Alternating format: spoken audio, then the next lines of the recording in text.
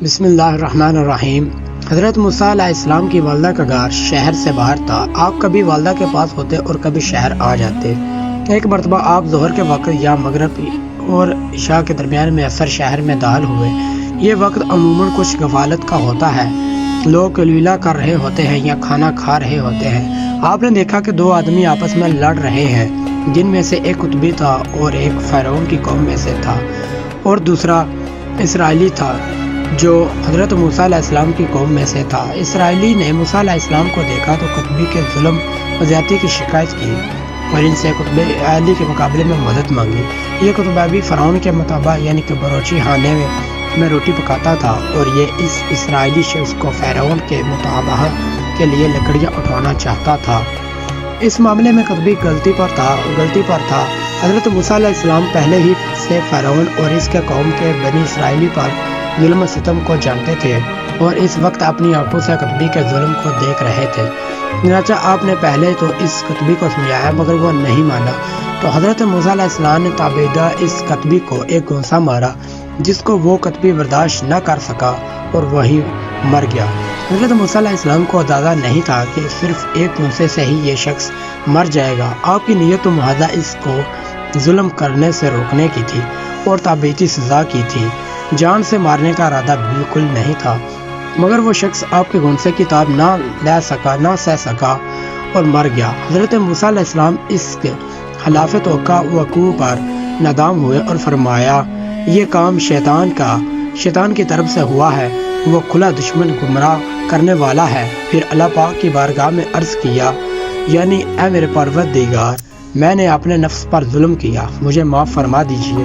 اللہ پاک نے معاف فرما دیا، کیونکہ وہی ہے معاف کرنے والا اور بہت رحم کرنے والا۔ اگلے روز حضرت موسیٰ علیہ السلام خوف کی حالت میں شہر میں نکلے تو دیکھا گزشتہ کل اسرائیلی شخص آج کسی اور قطبی سے لڑ رہا ہے۔ یہ اسرائیلی شخص پہلے دن تو بے قصور تھا، دوسرے دن بھی گوا اس کا جرم واضح نہیں تھا، لیکن مسلسل 2 دن جھگڑنے کی وجہ سے ظاہر یہی تھا کہ اس شخص کے مزاج میں کبھی کچھ فضاحت ہے۔ لہذا حضرت موسیٰ علیہ السلام نے سے اسرائیلی کو تنبیہ فرمائی کہ تم ہی شرارتی معلوم ہوتے ہو۔ پھر آگے بڑھ کر ان کے جھگڑے کو ختم کرنے کے لیے قطبی کو پکڑا کر علیحدہ کرنا چاہا کہ اسرائیلی ڈر گیا اور وہ سمجھا کہ آج شاید مجھے سزا ملے گی، اس لیے مجھے ڈانٹا گیا ہے۔ اس نے خوف کے عالم میں یہ جملہ کہہ دیا کہ اے موسیٰ، کیا آپ مجھے قتل کرنا چاہتے ہیں جیسے گزشتہ روز آپ نے ایک شخص کو قتل کیا ہے؟ اس جملے کا سننا ہی تھا کہ قطبی نے جھگڑا چھوڑا اور دوڑ کر فرعون اور اس کی کابینہ کو اطلاع دے دی کہ گزشتہ روز قتل ہونے والا قطبی کے قاتل موسیٰ ہے۔ بہرحال حضرت موسیٰ علیہ السلام سے گناہ کا صدورہ نہیں ہوا تھا، بلکہ غیر ارادی طور پر قتل ہو گیا تھا، اور اس پر آپ علیہ السلام نے فوراً ہی استغفار کیا تو اللہ تعالیٰ نے بخشش کا پروانہ بھی دے دیا اور آپ کا مواخذہ نہیں ہوا۔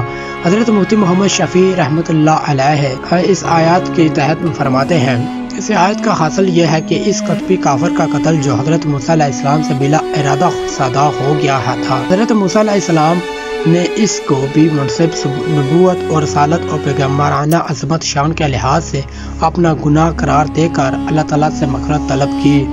اللہ تعالیٰ نے معاف بھی فرما دیا۔ یہی پہلا سوال تو یہ پیدا ہوتا ہے کہ یہ قطبی کافر شرعی اصطلاح کے لحاظ سے ایک جربی کافر تھا، جس کا قتل مادہ بھی محبہ اور جائز تھا، کیونکہ نہ یہ کسی اسلامی حکومت کا ضمیع تھا، نہ موسیٰ علیہ السلام سے اس کا کوئی معاہدہ تھا۔ پھر موسیٰ علیہ السلام نے اس کو عمل شیطان اور گناہ کیوں قرار دے دیا؟ اس کا قتل تو بظاہر واجدہ اجر ہونا چاہیے تھا کہ ایک مسلمان پر ظلم کر رہے تھے، اس کو بچانے کے لیے یہ قتل واقع ہوا۔ جواب یہ ہے کہ معاہدہ جیسے قوال تحریری ہوتا ہے، جیسے عموماً اسلامی حکومتوں میں اہل ذمہ سے معاہدہ یا کسی غیر مسلم حکومت سے صلح کا معاہدہ، اور یہ معاہدہ با اتفاق واجب علما اور اس کے خلاف ورزی غدار اور عہد شکنی کے سبب حرام ہوتی ہے، اس طرح معاہدہ عملی بھی ایک قسم کا معاہدہ ہی ہوتا ہے۔ اس کی بھی پابندی لازمی اور خلاف ورزی عہدہ شکنی کے مرادف معاہدہ عملی کی صورت یہ ہے کہ جس جگہ مسلمان اور کچھ غیر مسلم کی دوسری حکومت میں باہمی امن و اطمینان کے ساتھ رہتے بستے ہوں، ایک دوسرے پر حملہ کرنے یا لوٹ مار کرنے کی ترفین سے کرداری سمجھا جاتا ہو تو اس طرح کی مشورات اور معلومات میں ایک قسم کا عملی معاہدہ ہوتا ہے۔ ان کی خلاف ورزی جائز نہیں ہے۔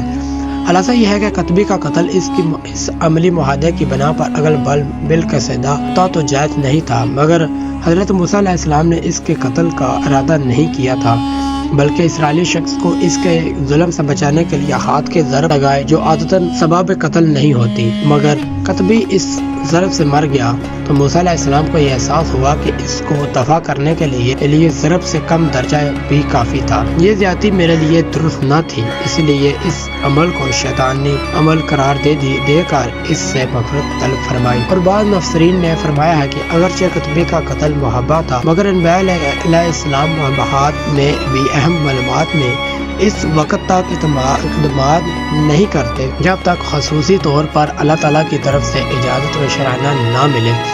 اس موقع پر حضرت موسیٰ علیہ السلام نے خصوصی اجازت کا انتظار کیے بغیر یہ قدم فرمایا تھا، اس لیے اپنی شان کے مطابق اس کو گناہ قرار دے کر استغفار بھی کیا۔